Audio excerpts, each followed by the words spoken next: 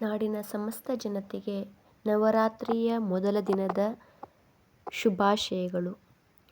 ಈ ದಿನವನ್ನು ನವರಾತ್ರಿಯ ಮೊದಲ ದಿನ ದುರ್ಗೆಯ ಪ್ರಥಮ ಸ್ವರೂಪವಾದ ಶೈಲಪುತ್ರಿಯನ್ನು ನಾವು ಪೂಜೆ ಮಾಡ್ತಾ ಇದ್ದೀವಿ. ಇದು ಪ್ರಕೃತಿಯನ್ನು ಸಂಕೇತಿಸುತ್ತದೆ. ನವರಾತ್ರಿ ಮೊದಲ ದಿನ ಶೈಲಪುತ್ರಿ ಎಂದರೆ ಪರ್ವತರಾಜನ ಮಗಳಾದ ಶೈಲಪುತ್ರಿ.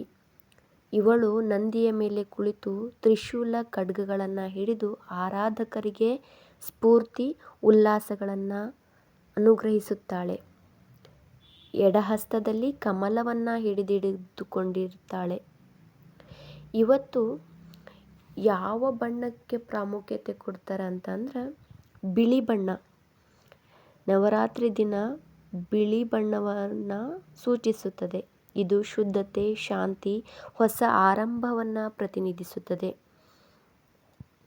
ಇವತ್ತು ಯಾವ ಥರದ ಹೂವನ್ನು ನಾವು ಶ್ರೇಷ್ಠ ಎಂದು ಪೂಜೆ ಮಾಡ್ತೀವಿ ಅಂದ್ರೆ ಕೆಂಪು ಹೂವು, ದಾಸವಾಳ ಆಗಿರ್ಬೋದು. ನೈವೇದ್ಯ ತುಪ್ಪದಿಂದ ಮಾಡಿರುವಂತಹ ಖಾದ್ಯಗಳು. ಈ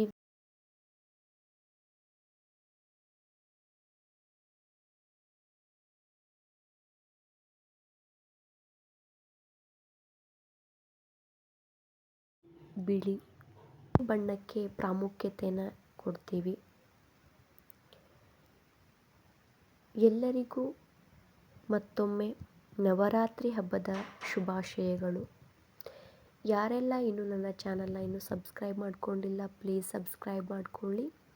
ಮಾಯಾ Jagattu YouTube channel. Thank you all.